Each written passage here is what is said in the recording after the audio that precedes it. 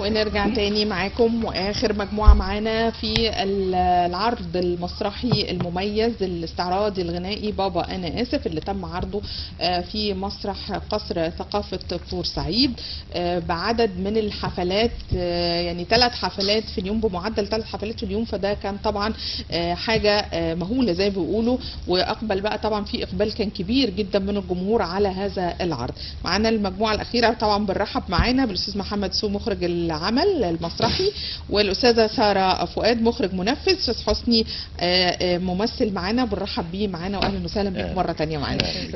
ساره كلمينا بقى عن العرض كمخرج منفذ في هذا العرض وكل حاجه. استاذ محمد كل ما نقول اسالي ساره. ايوه الفكره اصلا العرض ده استاذ محمد كان في فتره كان هو منشغل بيه في القاهره لعروضه في القاهره، فكان في لود علينا زي ما حضرتك شايفه كده ان معظم الولاد اول مره تمثل، فما عندهمش اساسيات مسرح، يعني التعب في الحفظ وازاي الوقفه الحركه. طبعا مش لوحدي، كان معايا استاذ اسامه مسلم ويحيى دسوقي مخرج منفذ برضو، فكان مجهود علينا مش طبيعي. يعني انت شايله حمل تدريب وحفظ وعدد كبير وسن صغير، يعني مش سهل حفظ اداء حركي استعراض. واستاذ محمد قال لي اختاري كمان الوان اللبس. انا شايفه في ابهار، ده ابهار هم النهارده كمان الوانهم رائعه. فالتنسيق مع اولياء الامور الموضوع ما كانش سهل، بس النجاح اللي حققه العرض ده نسانا كل تعب ال4 شهور اللي فاتوا. بس ما نساكيش ان انت دربت العيال، اتعلمتي يعني ايه مخرج منفذ بيدرب الولاد. طبعا خبره. الموضوع ايه، انا قسمت الادوار، فلازم المخرج منفذ ياخد الولاد يدربهم على القرايه بس وايه وازاي يقول، ونفس الوقت انا بقى بروح جاي اعمل حركه فيدربهم. لا ما التاتشات الاخيره دي بتاعت المخرج بتاعنا طبعا، يعني احنا بنجتهد وهو يدي التاتش. لا انا بتكلم على المجهود بتاعي بجد. لا يعني ما انا بشكر الناس، ده موضوع كبير. لا لازم نشكركم هي والاستاذ اسامه والاستاذ يحيى عملوا شغل، ولدرجه ان مثلا في خالد الممثل معاهم كان بيحاول ياخد. حسني طبعا بيدي اكيد خبراته طبعا. حسني كان مع استاذ محمد.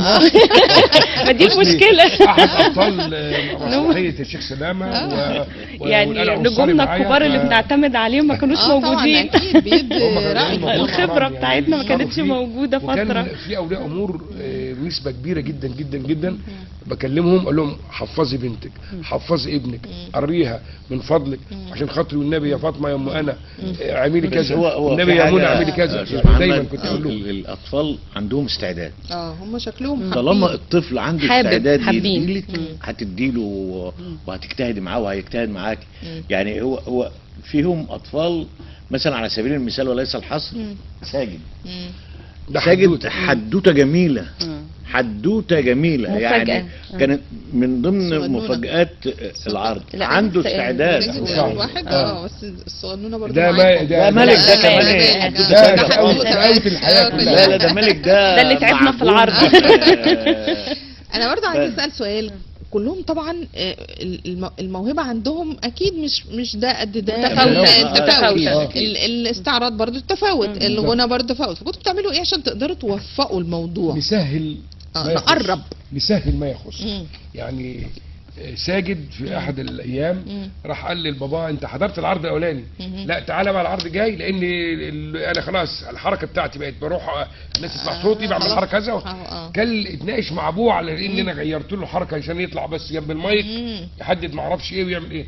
فعجبني ان هو مركز قوي، المخرج بيضيف له ايه يوميا. لا وقفتهم كمان على خشبه المسرح فرقت معاهم جدا. احنا بنعمل بروفات مثلا في قاعه، اول ما بدانا نقف في ستيج لا اختلفوا. انتوا ما كنتوش متخوفين اول العرض ان هم يطلعوا على المسرح ينسوا؟ ما احنا عملنا بروفات على المسرح بس اطلع بقى قدام جمهور. لا ما هي وضع تاني بقى، وانتوا عندكم برضو في اختلاف في درجه كل واحد وتلقيه للموقف. في اسلوب الاخراجي بعمل ايه؟ قبل العرض ب3-4 ايام بدخل جمهور حبه فيتعود، مش عندهم الرهبه. لازم لان في واحد عنده رد الفعل غير الاخر بالظبط. ويشيل منهم رهبه الوقت بتاعت المسرح. وبالنسبه للعرض ده العوامل المساعده لنا كممثلين في العرض ده كانت ناجحه جدا. العوامل المساعده بتاعتنا كانت الديكور مثلا، كان عامله شادي قطامش ديكور عبقري. طفل حاسه انك بتتعاملي مع طفل. احنا شايفينه والله. واخد بال حضرتك الالحان عامل عالي قوي. روح الطفل موجود فيها. الاستعراضات كان كريم بيبسط الحركه بمنتهى البساطه، حاجه اللي تقدر تجتمع الكل عليها في نفس الوقت كمان حلوه، يبان انه راقص وهو مش راقص، بس يبان انه راقص. واخد بال حضرتك؟ فده تناغم العمل ككل. طب حلو قوي. واجمل ما في العمل بقى ارهاقه وتعبه طبعا ومتعته. خد بال حضرتك، ما في لازم، لو احنا يعني مش حابين انا لما اقول لك ثلاث عروض عروض في يوم، مش الثلاثه مثلا واحد الصبح وواحد الظهر وواحد بالليل، لا الثلاثه ورا بعض مرهق جدا. ما كانش فيه، ما فيش وقت بريك ان هم الولاد ترتاح. الدعايه دي انا جبت مصور متخصص محمد راشد. هيله دي كمان حلوه قوي. يصورهم فردي كلهم في حديقه فريال. بعدها في الاستاذ عادل الجرجس والاستاذ مايكل عملوا لنا التصميم. حقيقي دي مجهود يشكروا عليه طبعا. شوف بقى الملابس دي بالوانها كلها، حتى التيشيرت اللي لابسه حسني طنط ساره اللي كانت بتختار. معموله في ظهر الكارت برضو ده، زي دي دعوه دي بتعتبر كدعوه بامفلت. يعني دعوه ممكن حد كل عشان اللي قاعد يبقى عارف مين المشارك يلا يا حلوين اتفضلوا. ازي حضرتك؟ ازيك يا حبيبتي؟ اسمي جنى مدحت. دوري كانت صاحبة مالك. احنا كنا في الاول طالعين الرحلة، كنا بجد مبسوطين جدا لغاية ما دخلت مس نور قعدت تقول اللي فيه شوية ممنوعات، اتضايقنا شوية وبعدين بقى طلعنا وكنا مبسوطين وكل حاجة. بعديها مالك توهنا عشان طبعا مامته وبابا طبعا بيقولوا له كل حاجة حاضر، عشان هو ما كانش عاجبه بابا ومامته الاصليين فحاول يرسم ناس تانية، فهو تهنا. وبعدين حاولنا نلاقي فكرة لغاية ما دخلنا الكهف، طلع لنا نظمان ونظمانة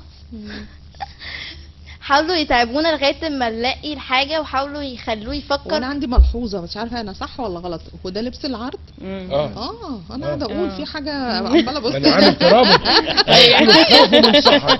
قلت لهم جيبوا لبسكم عشان خوفا من الصحة. تحب تربط الحكاية. ايوه انا مركزة عمالة اركز. يلا حبيبتي. وخلونا نحاول نفكر ونساعد بعض كلنا علشان نعرف نخرج لا بس نظمان كان بيوقفك يقول لك قولي ايه؟ قولي كده. قولي يلا. وتعاقب مامته كمان عشان كل حاجة بيقولوا له عليها حاضر حاضر. هو بيرفضلوش اي طلب حتى لو غلط. حاضر حاضر. برافو. ايوه الدور ده بتقولي لابوها ابنها حاضر حاضر وتضحك. يلا مبروك. شكرا. اتفضلي يا حبيبتي يلا كمل.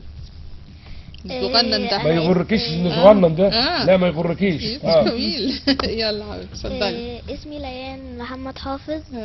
انا من ضمن الاطفال الصغيره اللي بمثل مع عم حسني وبنحكي الحدوته وبنختار شخصيات.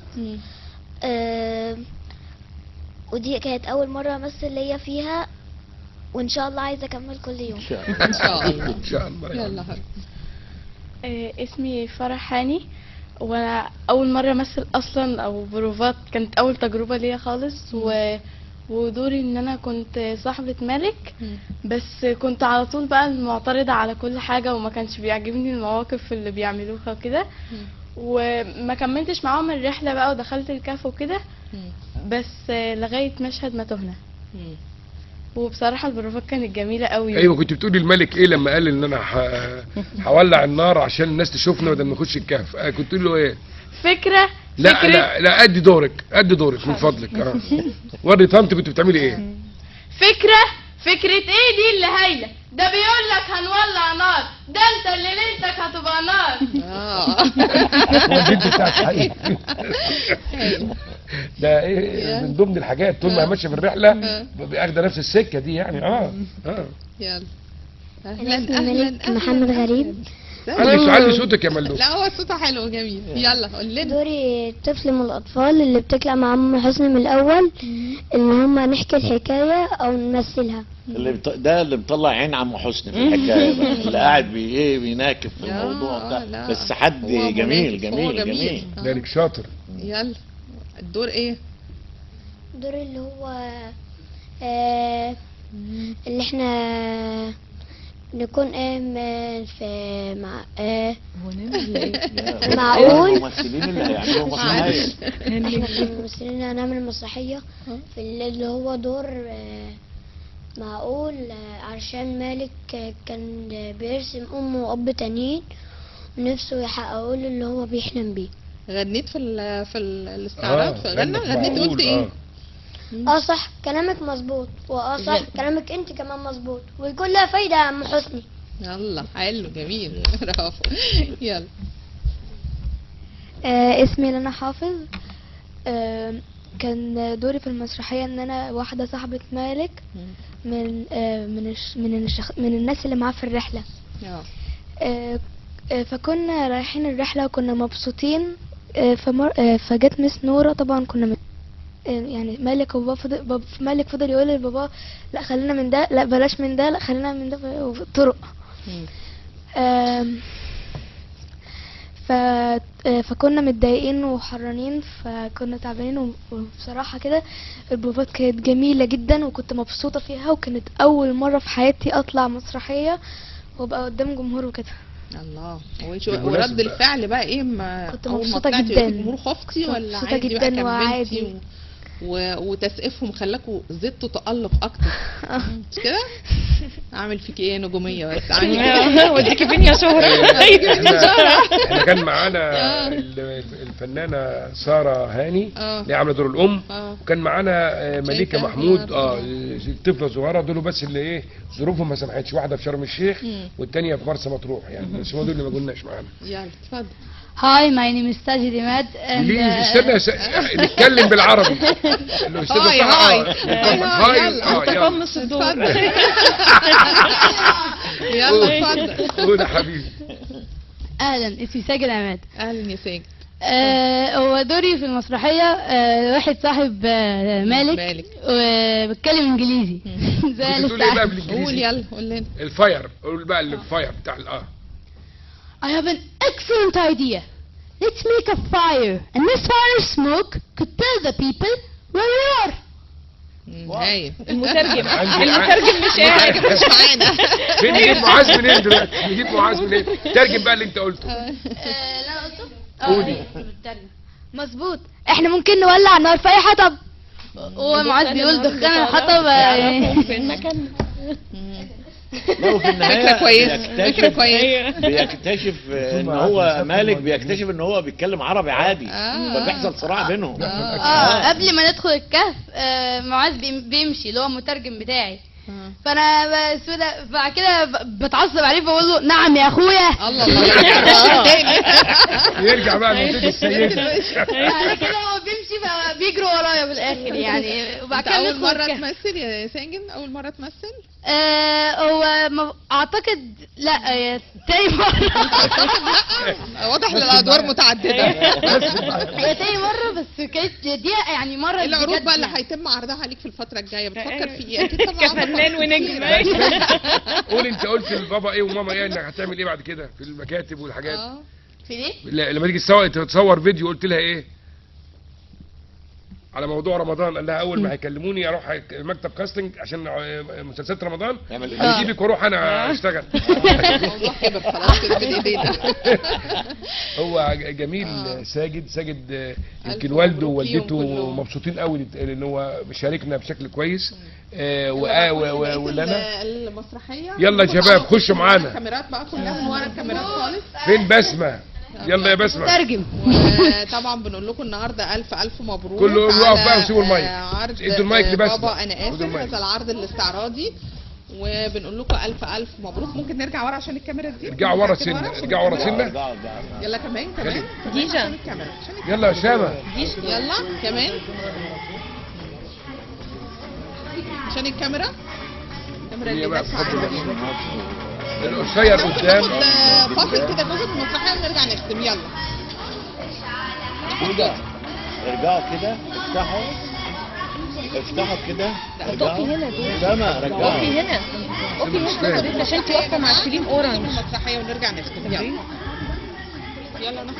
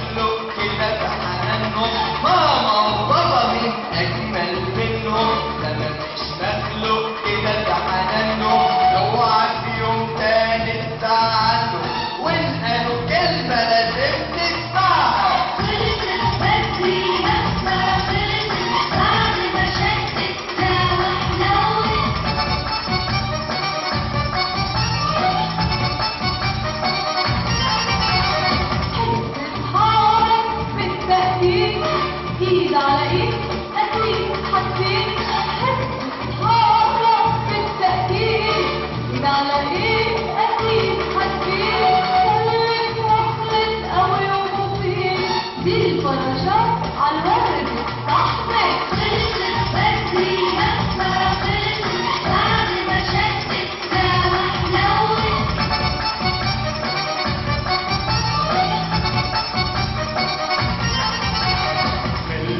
صح جميل وجميل اتعب حبة تكون موجود خلي الصح جميل وجود اتعب حبة تكون موجود ومفيش حاجة من غير مجهود العطا ترضى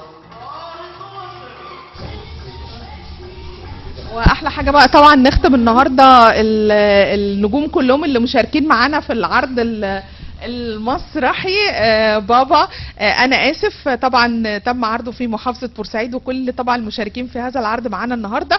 واحلى حاجه بقى هنختم مع بسمه مجاهد النهارده ممثله العرض باغنيه جميله من عندها النهارده وكلنا معاكم. يلا. بلدنا أمانة في إيدينا نعليها مدام عايشين نعيش فيها سنين وسنين واحنا مطمنين ما شربتش من الها طب جربت تغني لها جربت في عز ما تحزن تمشي في شارعها وتشفيها ما مشيتش في ضواحيها طيب ما كبرتش فيها ولا ليك صورة الرملة كانت عالشاطئ مية دور جوه القهوة يا الصحبة ويا القهوة علشان بلدي بتبقى لي سيارها عالبلموسة يمكن ناسي انك فيها مش وحشك ولا غبت عليها بس اللي مجرب وفارقها قال في الدنيا ما فيش بعديها ما شربتش من الها طب جربت تغني لها جربت في عز ما تحزن تمشي في شارعها وتشتغل ما مشيتش في ضواحيها طيب ما كبرتش فيها ولا ليك صورة عالرملة كانت عالشاطئ مواهيها. شكرا شكرا شرفتونا شكرا.